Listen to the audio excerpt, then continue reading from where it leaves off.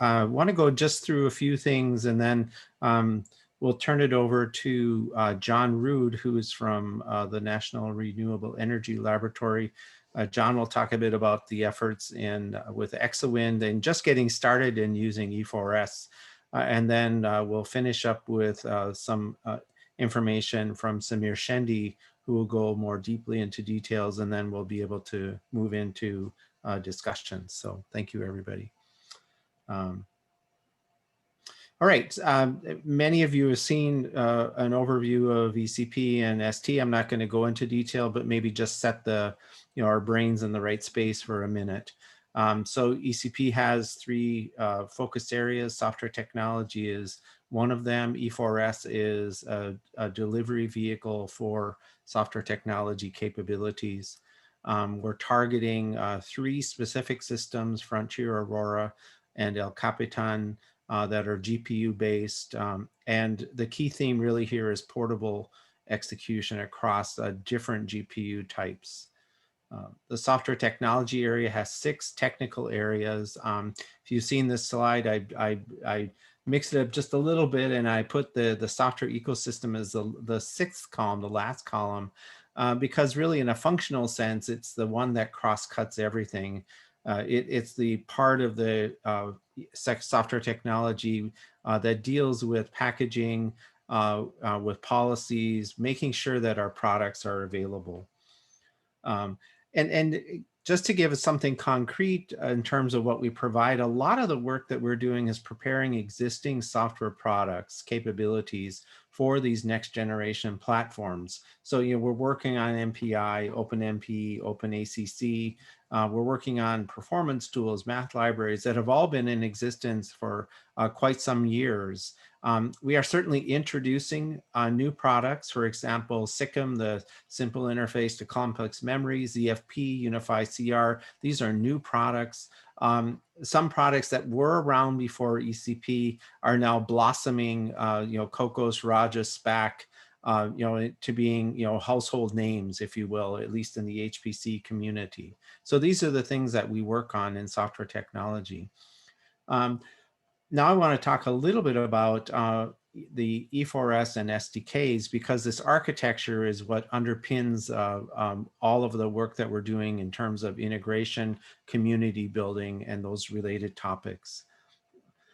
There are 3 basic core questions that E4S is addressing. First and foremost, just so we succeed as a project, is how can new ECP software capabilities be effectively and efficiently integrated and sustained? This is a fundamental requirement for ECP. It's what we call KPP3, Key Performance Parameter 3. The project as a whole fails or succeeds based on the success of accomplishing all of the 4 KPPs that are part of the project. So that's first and foremost what the E4S effort is supporting. But that's not all. Also a theme of our work is that we want to build upon and leverage existing and emerging capabilities. So we're using Spak, for example. We're working with containers. We're working with cloud platforms, and we're trying to adopt and integrate GitLab, GitHub, all of these software productivity environments and tools as we go forward. We're injecting our things into the LLVM stack, vendor stacks, facilities. So we recognize that we're a part of this bigger ecosystem, and we contribute specific things to it. We want to leverage and integrate into other elements of that ecosystem. The third big question we ask and try to address is how can E4S become a sustainable, open, collaborative software ecosystem for HPC? And here we're not talking just in the time span of the exascale project. We're talking about beyond it, and even within the time span of the exascale project, expanding the scope to cover other areas that are important and need to be addressed as a part of our efforts. Just to show you some example and motivation for the SDKs and the products and how they're interrelated, I just have 4 or 5 ECP applications here, and I'm not going to go into them in detail. Exawind is one of them, John will speak about in a little bit. But I want to show you a diagram then of how these 5 applications use capabilities within software technology. You know, all of them use MPI, a few use Cocos, Raja, Chai, Umpire, and then in the tools and technologies, math libraries. So there's multiple users within ECP's applications for our capabilities. And that's why there's this effort to create these reusable tools that a lot of applications can use. And of course, these are just the 25 or so applications that are part of ECP. There's a much broader HPC application base that builds upon most of the things that we're doing within software technology. The color coding associated with these is our effort to then group these products into interrelated groups. And so the math libraries are one group, and we're trying through these software development kits to create communities of people. These are still independent teams, but they coordinate with their activities. They discuss best practices.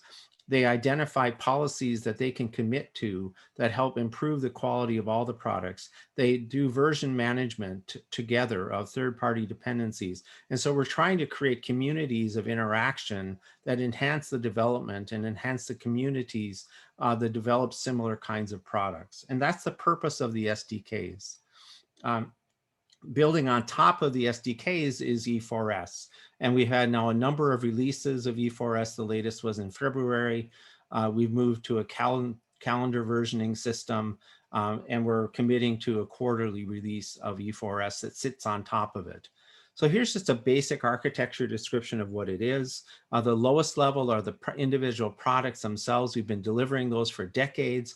What's new and what ECP is sponsoring is these group communities of SDKs where there's enhanced development, compatibility, and then E4S that sits on top of it and includes all the SDKs and all the products that are being delivered through ECP and a bunch of others. This basic summary slide shows where we are. We've created and had approved our first set of community policies.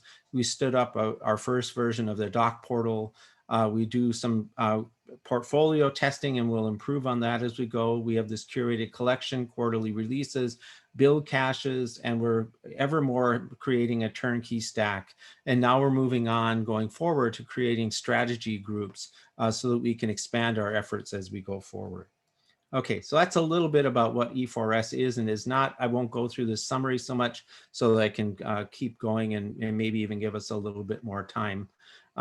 Maybe just mention a little bit, that we're not a commercial product. We're not out to try to sell this. Instead, what we're trying to do is make a good and ever improving quality portfolio, curated portfolio of capabilities that reduce the gap between what we can produce as developers of content and our users who want to be able to package this and use it and integrate it into their own environments. To the extent that we can improve our quality, it minimizes how much effort and maybe makes possible something that wasn't possible before as we go forward and try to get these new capabilities into user environments. Okay, so I want to spend a little bit of time looking forward. And what do I mean by that? I want to build on some of the lessons we've already learned. And then I want to make some specific remarks related to industry that I hope will lead to further discussion.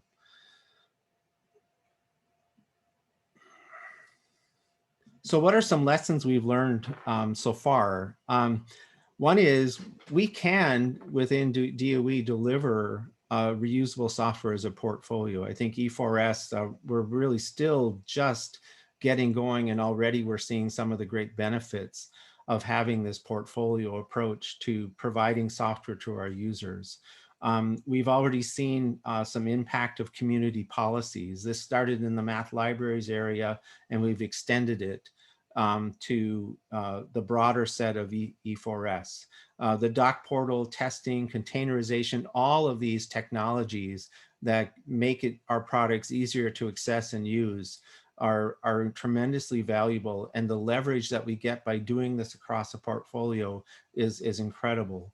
Another thing that we haven't emphasized a lot is that because we're exposing all our products to these kinds of scrutinies, we're actually able to identify products that aren't performing so well, that aren't engaging, and then work with them and improve their processes, improve the quality of the work they're doing, or in some instances actually remove them. And I think this is an important activity as a kind of quality improvement and pruning that needs to happen in any kind of software stack.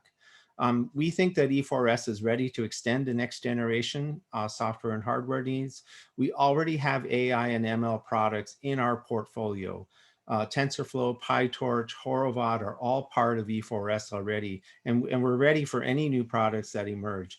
We also think, at least at first look, that quantum, FPGA, neuromorphic devices, they're going to be accelerators from what we can see.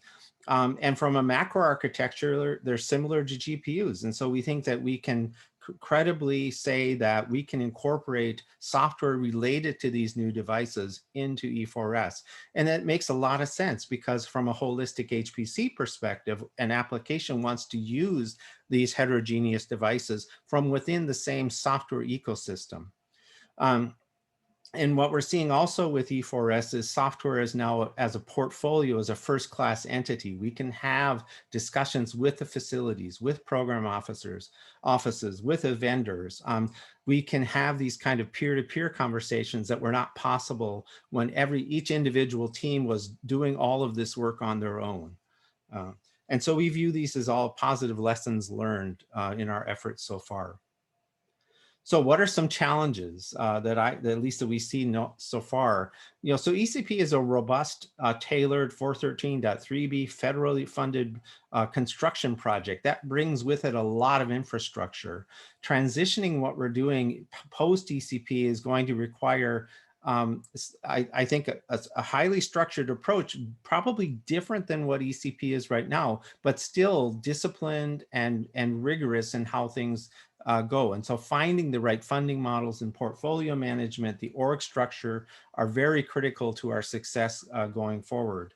But then the opportunities, if we're able to do this, is a sustainable software ecosystem for HPC. And literally we can get better, faster, and cheaper, all three. Just a few thoughts about ECP for industry, some base scope and gaps. And this is, I'd love to spend some time in the Q&A portion to talk about these things. What are things within our base scope? Things that we can do, we have a mandate to do. One is making this high quality HPC product portfolio, as we're trying to do. The community policies, doc portal, testing, curated collection, turnkey, all this stuff, that's within our base scope. Some things that I don't think are, and love to explore, are features that are a significant departure from our core mission needs. So if we're trying to provide this to industry and our industry partners just really need a feature, but it's not well aligned with our core DOE needs, it's hard for us to do that. It's hard to also sustain support of industrial customers without some specific collaborative funding. Ownership of risk is a worthwhile discussion. We've already been having that over the last couple of days, actually, and I think have a little bit clearer sense of what that means. And then other activities related to commercial software enterprise. And then a particularly nasty one that I've seen repeatedly is that when a product that's part of the DOE software ecosystem, even before E4S, no longer receives R&D funding, it's really hard for DOE to provide ongoing funding just for maintenance. That's a really hard thing to do. We do it, but it's hard. And so these are the business model gaps that I see from where we are right now and where we would like to be if we're going to provide our best capabilities to industry as we go forward.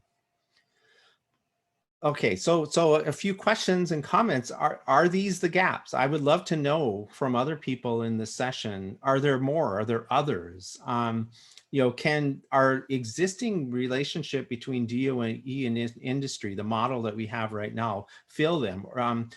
Many of the E4S products have commercial homes. If you look at MPI, OpenMP, the compilers, Viz, where kitware plays a role, they already have commercial homes, but there's a lot of stuff in E4S that doesn't. There's no such thing as a sparsesolvers.com company, for example. There are certainly sparse solvers in vendor stacks, but it's spotty and it's not widely available. Intel has its version of specific solvers, but then if you go to a different vendor, there's a different stack. And then we have a lot of emerging or special purpose software products that have a small market, and it's hard to put forward a kind of commercial entity to take care of that. One thing I think about is, can standard APIs be a part of the solution? MPI is successful because of the portable API. There are lots of MPI implementations, but it's really the API that I think that is the strongest part of MPI, and greatly reduces the risk of use of it because there's many implementations underneath it. And so my goal, over the next few years is to explore with industry or US agencies and our international partners on ways that we can try to characterize and fill these gaps. Now I'll make just a final few points here. And so E4S is this curated stack with quality improvement incentives moving towards turnkey use.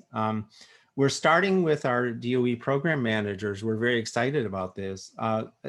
Planning activities around a sustainable software ecosystem for DOE HPC software. We're also starting as part of that an E4S strategic plan that will include monthly town halls.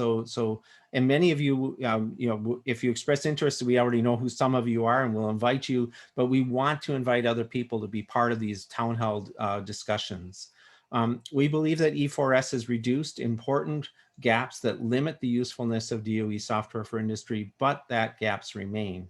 And our next steps will be to better characterize these gaps, explore models to further reduce and close them, and then plan and execute for success. And I will stop there.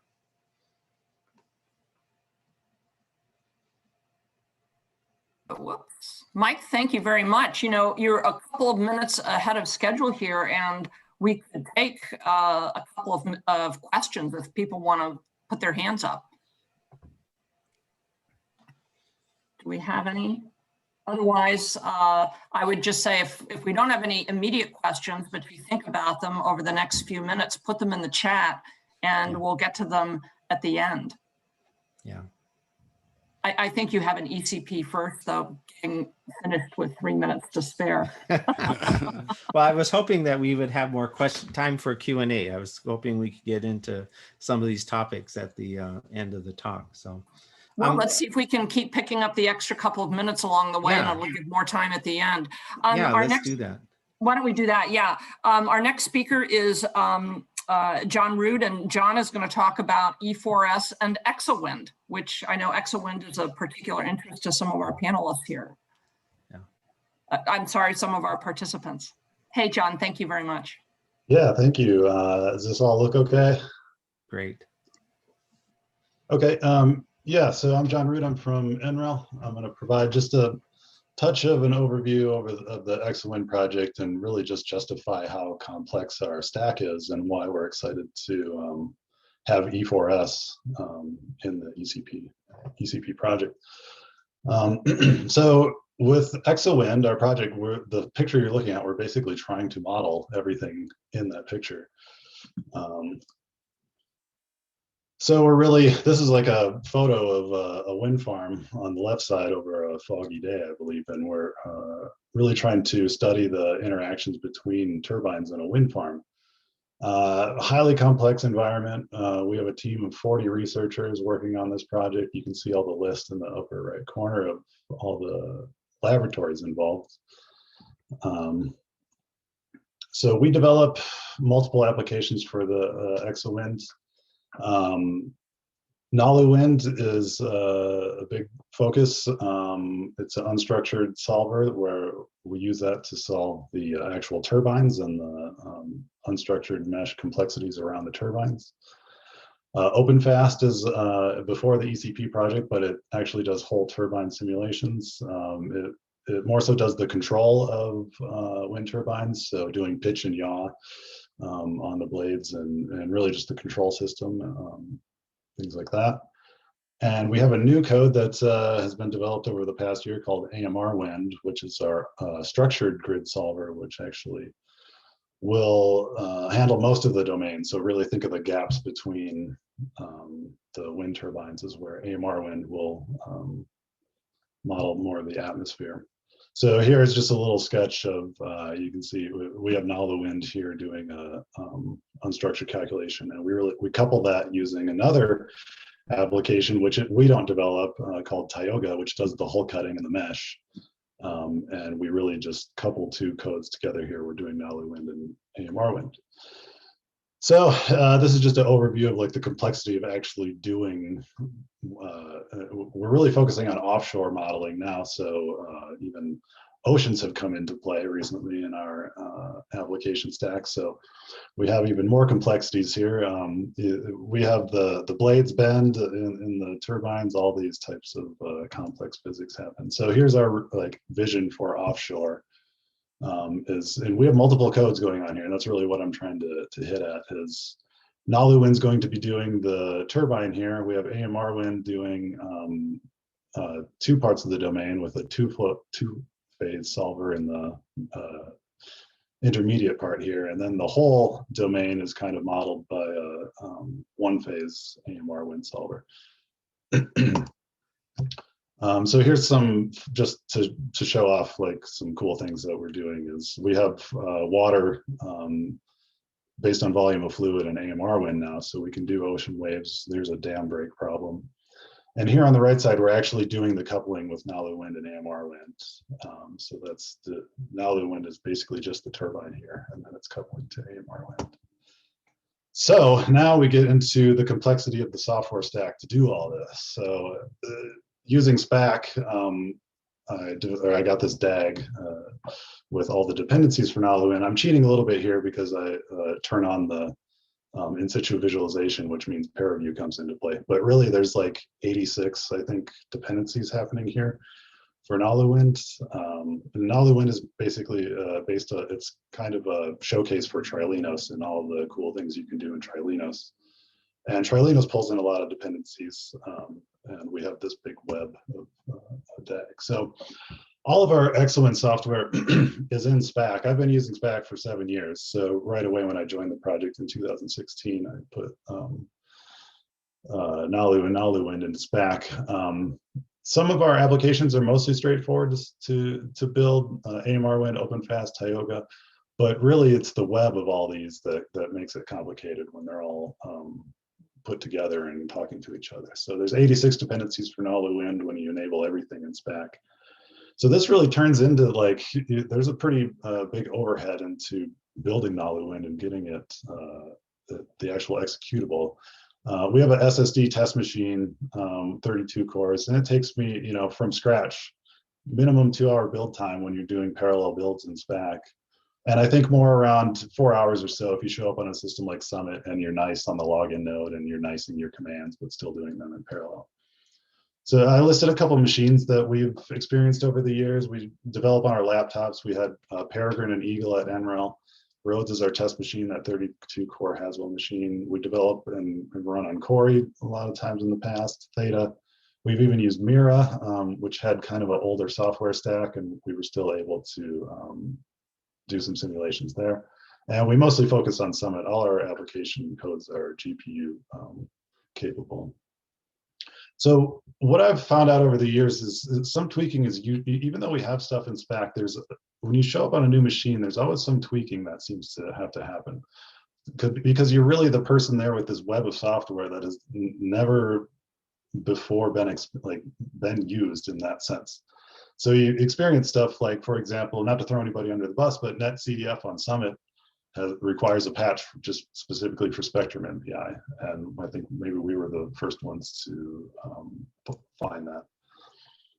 So really E4S and Exowind is a clear use case for E4S. We've been using Spak since the beginning.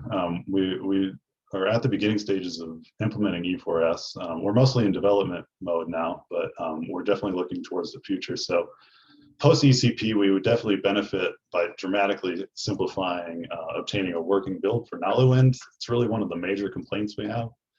And it's not just because of like we pull, or we're really kind of a wrapper around Trilinos, which pulls in a lot of dependencies. It's really just the interconnection of everything is really where the difficulties happen, in my opinion. So yeah, currently we're in kind of development mode, and we track Trilinos, Hyper, OpenFast, Tioga almost nightly. So we're almost every night building the latest Trilinos and developing against that. And the way we handle this now is I and another developer, actually maybe around 3 developers, we kind of manage dependencies for Nalu wind on all our machines. And to me, I feel like E4S kind of brings this to a higher level, to where we have more of expertise on the higher level that even more people can benefit from. So just some things I think in the short-term integration, what we're trying to do with E4S to begin with, at least, is really take advantage of the binary cache to avoid building on machines. And I know if anybody saw Pantheon at the plenary this morning, has already been using this, and I think that's great that they get to skip actually building this and using the E4S cache to just get started in running simulations. So to us right now in development mode, I feel like that kind of, we have to automate building libraries almost nightly, but in the long term is really where I hope to see this shine, is having a binary cache general enough to like give tagged versions on general machines to anybody who wants to use our software stack. I also feel like containers could come into play with this, with a pre-built stack, and I'm definitely interested. I'm here to ask questions too, so I'm interested in more ideas during the discussion. And that's really all I have. So hopefully I'm within time. I tried to keep it short, but maybe we'll talk questions at the end. Awesome. Thank you very much, John. And I think we'll just keep moving ahead so that we can have more time for discussion at the end. Samir, are you ready to come? Yes, I'm ready to share. Okay, super. Our next speaker is Samir Shende, and he's going to talk about simplifying deployment with E4S. Samir, take it away. Thank you. We are planning a tutorial for the Industry Council in June, and I would like to describe how you can start from a scratch and say use E4S on a bare metal system, maybe deploy the Nalu wind that John just described. And how do we go about it? So if you go to the download page of E4S, you can get containers. You can also get images on, say, AWS. So you can just go to your system, you can launch an image, pick that AMI, and then you will have something like this, where you have a working image. And now this image does not have Nalu wind, but we have build caches, okay? And we can have a Spak-based recipe. This is an environment for Spak, which describes which compilers it uses, which MPI it uses. How do you build the various components, including netcdf, and how do you build Nalu wind? And so you can use build caches to build this. You can say spak-e environment is in the current directory and just install it from the build cache. Now we have a build cache accessible from the website, and this is getting the build cache from within the image, the AMI. It's just downloading a binary. So instead of spending 2 hours in building all the components, you can get the E4S components here. You can also look at this web-based build cache, where now we have over 42,000 binaries for many different architectures and operating systems. So if I had to, for example, pick Nalu wind, I can see that it's available on these Power 9 architectures, x86, 64 architectures. This is for Summit. This is for, say, Amazon Linux. And then I can just use this to create the executable, and you can see it installing the Nalu wind binary from the build cache, literally as we speak. And we will then use this to launch a simulation all on this Amazon AWS instance. So I can just go to this demo.sh, and you can see that it will go to this directory. It will start running the application. It deletes all the previous files. So there's nothing from the output files, and then it will start running it. Now, you can also have these binaries in a container-based release, and you can download a Singularity container. If you download a Singularity container, it will have support for different runtimes. It supports the GPUs, all 3 GPUs architectures, in fact. So if I could just download this one single file, I can say Singularity run. And then, for instance, I'm looking at a Intel GPU over here. If I go to some example, and I want to use, say, DPC++ to build my binary, I can just use CMake. So all the components that it needs from the software stack are in my path. I can build it like this, and I will have the binary for creating this executable. So this is for an Intel GPU, and our program over here has finished. So let me just take a minute to go to the.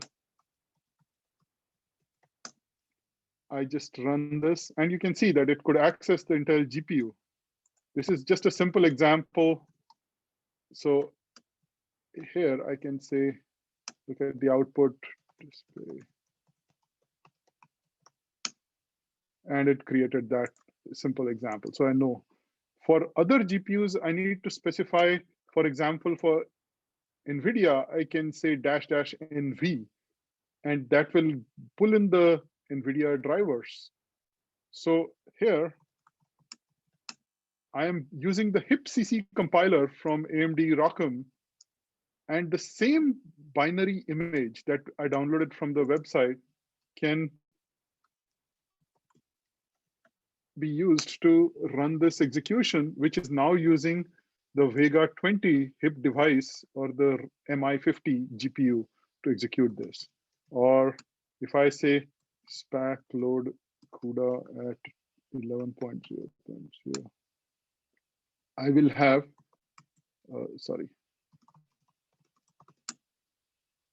Spak is used as the basic component for software delivery. So Spak load CUDA at 11.0.2, and I have within the image the full software stack, and I can get an example working on, say, A100. So I just use the same image, this Singularity download image, but I could use it with support for Intel GPUs, NVIDIA A100 GPUs, and MI50 AMD GPUs with the same image. So this will help simplify installations. The build cache with all these binaries will help us download packages and run them. And here I've just run the application. And if I go into the directory,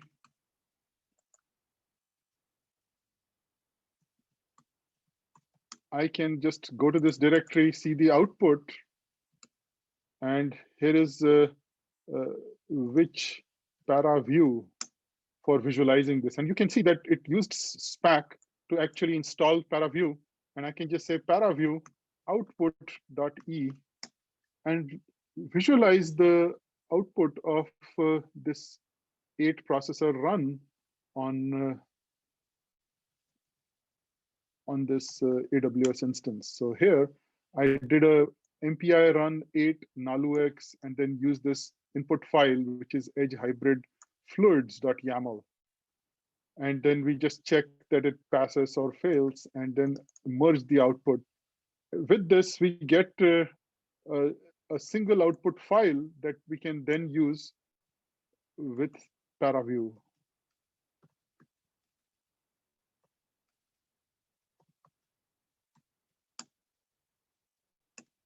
And that's the output file. So what I would like to stress here is that we have solutions for both bare metal installs on systems like this, images which can be used to start, and we have, say, in this particular AWS instance, we have all of these tools pre-installed.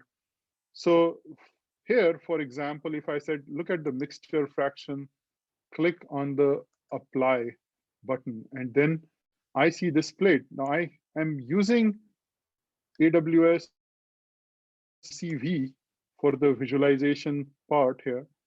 I can, for example, say, show me the mixture fraction. This is a fluid flow on the plate, and it has some 90,000 elements. And I can just play the output of this fluid going through this. It's a small simulation. It just runs on 8 CPUs, but I can visualize this and see what the app, and see, this is the point Gaussian view of the same simulation. And I don't need to install all the components.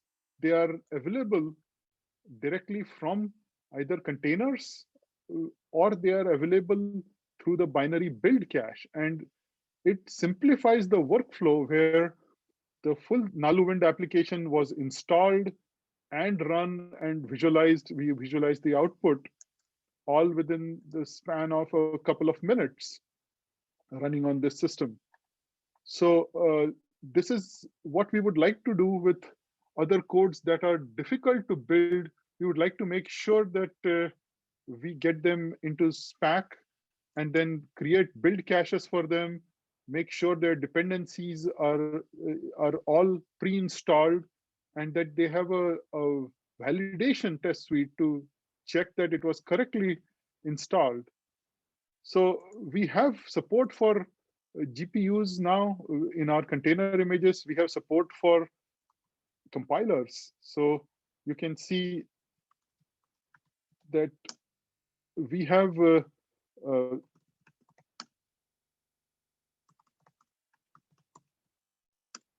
here, we are looking at the DOE fork of the LLVM compilers, which are critical to the ECP compiler research. And we have the latest version of the DOE fork with many components that are funded by ECP-ST. In these container images, they are available within the AWS AMIs, and we have a complete software stack that is usable. So we would like to engage with the industry partners. I would like to schedule a tutorial, a full day tutorial where we go step by step, show them how to use Spak, how to create the images, how to create custom images using containers, what are the steps for creating binary build caches of their applications and exporting them. And I look forward to engagement with the industry partners. With this, I'll take on any questions. Samir, thank you very, very much. We really appreciate that. And thanks for mentioning the workshop that we're going to be planning. For those participants here that are from our ECP Industry Council, and I see a number of your names in the participants list, we'll be getting back to you with some more details about that. Right now, I think we're going to move into a panel discussion with Mike and Samir and John. And if you have questions, please put them in the chat. David's going to be monitoring that. And this is anybody's time here, not just our industry partners' times, but anyone who's participating, this is your time to ask questions. And I know Mike has got a couple already, and David do, that they'll be tossing out. David, did you want to toss one out right to kind of kick it off? Yeah, let me add Mike in here and Yeah, and let's take me out. yeah, there we go. And add John. And we'll find John. There he is. Yeah. His There you video's go. on now. Cool. All right. So Jorg Gamonsky from Boeing asked a question a little bit ago about what the best approach is to transform legacy applications using components from E4S. And I think maybe that's a good place to start as well. Samir went into some of the capabilities that are there, but if you're starting with maybe an application that's already running and has somewhat of a custom development environment, what's your advice on how to make use of the tools that you're developing? So is there maybe is it Georg? Jorg, yeah. Yeah, Jorg, if you want to just unmute and ask. I'm curious about some of the details. Are you talking about preparations for GPUs or just getting built on top of what we provide in E4S and using Spak? Yeah, I think it. Yes, this is Jörg Gamonsky from Boeing. It's really, we have legacy CFD and other, but of course CFD is a big hitter for us. Applications that haven't been built on top of these libraries, and I'm getting a lot of pushback when I say, "Hey, we should be trying to utilize more libraries." It's like, well, that would be so invasive. And in the past, we tried them and they didn't. Our hand code was still faster, and so I'm assuming you guys had the same kind of hesitancy for some of your legacy applications on how do you get them to agree that no, moving to a library can give you the right performance that you need to make it worthwhile and get rid of the hand optimized code that is not maintainable. Yeah, this is, I mean, there are a lot of responses. I'll start, and I'm sure John has some thoughts too, and maybe Shamir and all their work. I mean, first of all, it has to be true that the libraries will be better. And I think that part of the challenge in the past, and it's still a challenge somewhat today, is that the effort that it takes to even do a kind of a performance bake-off between the approach you're using today and the approach you might want to consider, and by using a library is very high, right? That cost of just the comparison. One of the things that we've been able to do, because we have now, as Samir showed, the containerized versions of these things, installation of some of these, the software stack, even on advanced architectures is trivial in some ways, right? You still need to, perhaps build a test driver code that sits on top of the stack and tries the data structures and the computations that you are interested in. Maybe it's a little CFD kernel that you want to run, or a mini app, if you will. But the cost of that kind of exploration is now much lower than it used to be, because of the emphasis on containers, the emphasis on getting container support onto these leading edge platforms. So that's the first thing. And then if you do that kind of comparison and then you see a substantial improvement in performance from using the library, then I think at that point you have two approaches you can consider. One is steal the source code from the library team. It's all open source. You can grab it, import it, use it, modify it, get rid of everything you don't care about, and go on from there. Sometimes that's the right answer. But it often is not the right answer, especially if you want to continue to ride on the performance improvements and the functionality that the library teams are providing as they go forward in time. But it certainly is a viable approach. And then the third is to adopt the library, because you are seeing better performance, and using it.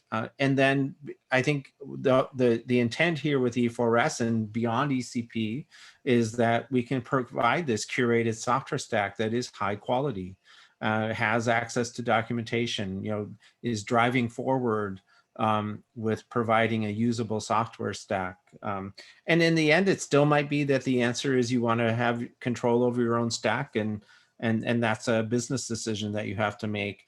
But I think one of the things we've been doing within ECP and with E4S is reducing the gap, reducing the risk associated with using our software to do your work.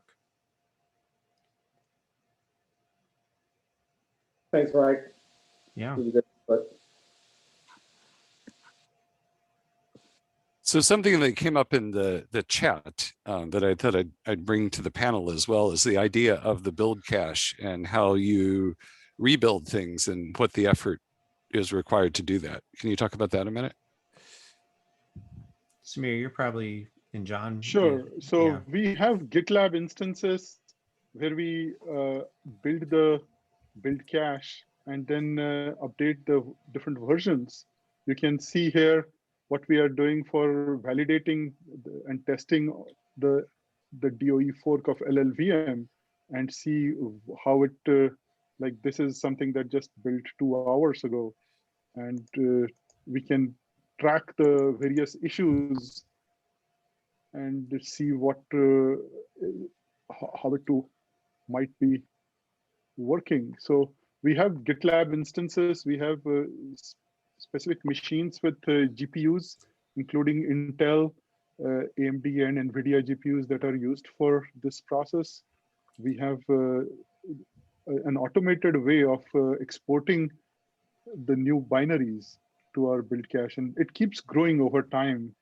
Not too long ago, I think it was around 20,000 binaries, and now we have more than doubled that number. And we have to continuously add new platforms and get the latest versions of the packages. So it's one of the tasks in the inventory of our packages that you'll see that we support multiple versions of each package and that we support their builds on multiple architectures. So yeah, you might talk about maybe for those who aren't quite as familiar with this type of system, what's the advantage of having all that? The advantage is that if you wanted to create your binaries on a target system or create even containers, you could just point to such a build cache, say just add the E4S mirror, and then instead of building from a scratch and building all the components, it will just download the binary like I just did in the AWS instance. Yeah, it goes from taking 2 to 4 hours to build to, you know, Samir giving a little bit of conversation filler while it starts and finishes. Like we just did here for the full Nalu Wind application. And I guess you can get this with other systems, right? Like, so like Linux package managers have been binary based for a long time, but they're not optimized. So like what we've enabled with the Spak build caches here is that the binaries are relocatable. They have provenance that lets them be optimized for the machine. So you can get binaries and performance, and you can store all these variants in a cache. Yes. So another question, as people are looking at the capabilities of E4S, do you have some guidance about what you'd say about choosing libraries and how you test those out and which ones you use for which platforms?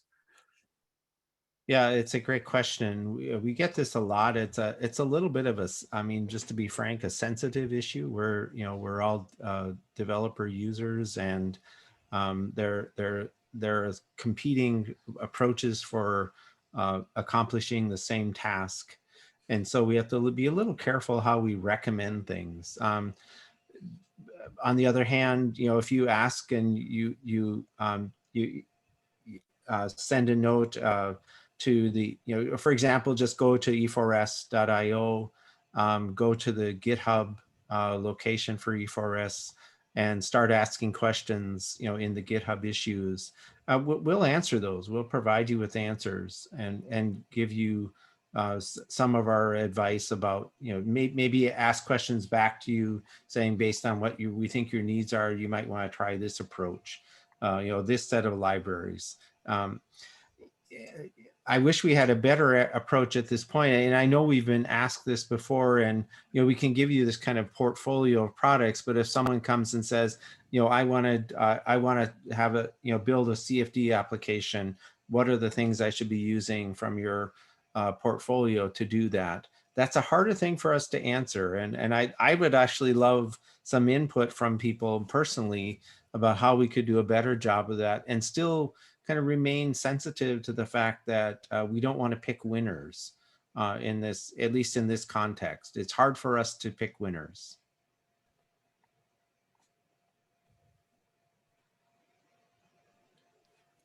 Good. Another question that came up from Jorg is the issue about security scans. Is there any idea of vulnerability scanning or checking what is checked in or things like that? Yeah, we've had quite a bit of discussion recently about that. I think maybe Todd can speak a little bit too, but let me just say a few things. We don't want to repeat what the platforms like GitHub are doing, for example. If you've used GitHub, you see Dependabot warnings from time to time about security patches, severity, how to fix it. You can even have the bot do it for you if you want to. So I would prefer that we depend on that, other commercial entities that are doing that work to provide it. We can certainly do digital signing, and I think that's a good thing for us to pursue. What I would like to see us pursue are things that other people don't care so much about. Bugs at scale, for example. We've seen bugs that only appear at 5,000 processes, or we see scaling issues that only that only happen at thousands of processes. These are hard things to figure out, and once you figured them out, you want to be able to tell everybody, hey, we found this bug, we fixed it, go to this new version of this library. Those are the kinds of things where I think we could provide a lot of value to the community and is orthogonal to what other people are doing. Todd, do you want to say anything about what's going on in Spak for these kinds of activities? Yeah, sure. So right now we don't do any kind of virus scanning or anything like that, although integrating something like virus total into the pipeline Spak actually wouldn't be that hard. We could just take the SHAs of all the archives that people put in and check them against virus total as a gating factor for commits. In addition to that, we are looking at using scanning. So Ian Lee at Livermore is very interested in getting more advanced sorts of scanning embedded in the pipeline. And so to support that effort, what we're doing right now is we're standing up a cluster at Livermore that's capable of running untrusted code, so that we've got an environment to do these kinds of builds continuously. And essentially, I mean, that would get us scanning. It would get us a continuous build cache against bleeding edge Spak packages. So you wouldn't necessarily need to stick to a release. If you want to try something new, it's already in there. And it would make cutting releases very simple, because you just say, okay, today there's a release. It's good. We've tested it. Yeah, there's a lot of work going on in that area. We do consider this to be a strategic activity for E4S.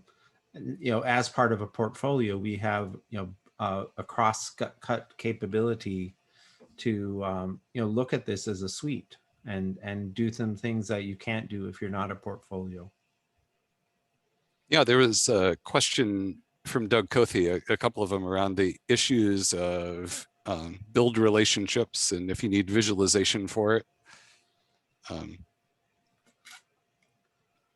a little bit about that too. Yeah, Go ahead, that's Doug. I interesting. mean, if you want, maybe you can explain it better. So, Go for it. Well, I don't want to cut anyone off. Mike, did you want to start? No. I think I saw Doug appear, so we'll let him ask his question. How's that? Well, I don't know if anybody knows about ABS from a long time ago, but I was even thinking not just visualizing what you built, but say I want to build something new and I drag in, Trilinos or whatever and say, do this. It seems to me, for the less inclined of the world, myself included, that, with all the information you have in Spak, you might be able to go that route to sort of expand your user base. Apologies, folks are having fun in the next room. Anyway, just a what if scenario. Yeah. So I guess, we have not the greatest visualization of pipelines right now in GitLab. So if you actually generate like one of these pipelines using Spak CI that Samir's doing, You can see the stages of the build and the dependencies through them, so you can see what's building and monitor it. We are currently using CDash to have a dashboard to tell everyone what's building, but the model doesn't really map to the graphs that Spak builds. And so actually, as part of the research project that I mentioned in the BOF at Livermore, Vanessa Socket has this Spak monitor tool. I guess I'll show that. So this is Spak monitor. It even has a cute logo. Where essentially you could drill down further on these builds. And so, if I click on this one, it'll show me all the provenance in that build and let me diff it with other versions. And so we're looking at ways that we could visualize how that changes over time, so that you could compare this release to the next release and see, what's an upgrade going to do to me, what's going to change. And then eventually we want to integrate ABI into this so that we could know, am I ABI compatible with the prior release? So there's a lot of stuff I think we can do with this framework. We're trying to integrate different kinds of analysis into it. Excellent, thanks. And David or somebody, you can take me off the panel or whatever you did here. So I see one from George again about binaries from external sources. You can put your binary cache anywhere you want it if you want to have your own internal one. So that functionality is available to you. Just put it on a trusted host. I see we're at the end, but I just want to put a shout out to one point, and that is I personally would like to explore the business model gaps between what DOE can provide. What I said in my slides was scope, that the stuff that's in scope and stuff that is not in scope, and see, do we have to develop new business models in order to reduce and maybe eliminate those gaps, or can we work within the existing kind of peer framework we have right now? And we would obviously can't answer that here. It's the bottom of the hour, but I'd love to have those conversations. So as part of our planning for E4S, the sustainability of it, as part of our broader DOE conversation around HPC software, HPC software is so valuable that if it's just this tiny kind of packaging and polishing stuff that we need to do to make it more useful to a bunch of other people, it's a shame that we don't do that. I want to do that. Mike, is that something we can integrate into the workshop that we're thinking about having? Can we set aside time to have that kind of a discussion? Yeah, I think that's possible. Yeah. I mean, if that's of interest, we should plan on it. Just let's make sure that's part of the agenda. And I think it's of interest to me, but if I'm only one person. No, look, well, this that's is something a two-way street. So I think we're at the end of our time. I would encourage people to send email to Susie and me and Mike if you're interested in certain things being in the workshop that we're planning for June. And certainly send any questions that you have, and we'll make sure we collect those and get them to the right people. So John and Samir and Mike, we appreciate the time, and we could go on for a long time, but this is a great introduction for people. So Mike, you want to close us out? Sure. Yeah. Thank you, everybody, for coming. I hope you've learned from the presentations and conversation here that we really have a strong interest in making a usable software stack that's usable beyond DOE, right? And involving industry, other US agencies, our international partners, and please, if you have an interest in engaging with us, and specifically if you see needs that we are unaware of. These are complex social environments as well as technical environments. And so anything you can provide to us would be greatly appreciated. All right, thanks. We'll let everybody get to their next meeting. So Thank you. Thank you, everyone. take care.